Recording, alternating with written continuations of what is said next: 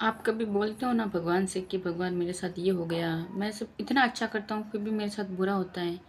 तो एक बार एक सेठ है, वो अपने गुरु के पास जाता है। हमेशा मतलब कहीं भी काम के लिए जाता है तो वो गुरु को याद करता है। बशर्ते कि जब उसको कोई काम हाथ याद आता है तब भी वो गुरु को याद करता है। अब फैक्ट वाली बात ये है, अब जब उसकी समस्या आती है, उसकी कठिनाई आती है, तब वो गुरु को याद करता है, अन्यथा वो गुरु को याद नहीं करता है। अब ऐसे दिन बीतते गए, अब धीरे धीरे उसके बिजनेस में घाटा होने लगा। तो एक दिन आया, गुरु के पास गया कि गुरुजी, मेरे बिजनेस में घाटा हो रहा है, मैं जो भी काम करता हूँ वो बिगड़ जाता है, ऐसा क्यों?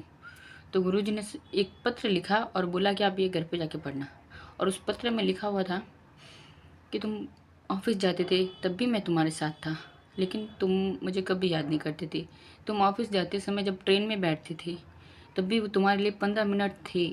मैं सोचता था तुम मुझे याद करोगे, लेकिन फिर भी तुम नहीं पुकारते थे मुझे। ऑफिस में भी आप मैं मानता हूँ कि आप ऑफिस में बिजी थी, लेकिन ऑफिस में भी आप तुम्हारे लिए तुम 15 मिनट निकाल लेते थे, लेकिन उस समय भी मैं तुम्हारा इंतज़ार करता था कि काश मुझे अभी पुकारेगा मेरा शिष्य, अभी पुकारेगा, मुझे याद करेगा, लेकिन हर समय मैं तुम्हारे साथ था। अब तुम मुझे तभी याद करते हो जब तुम्हें कोई विपत्ति आती है, समस्या आती है।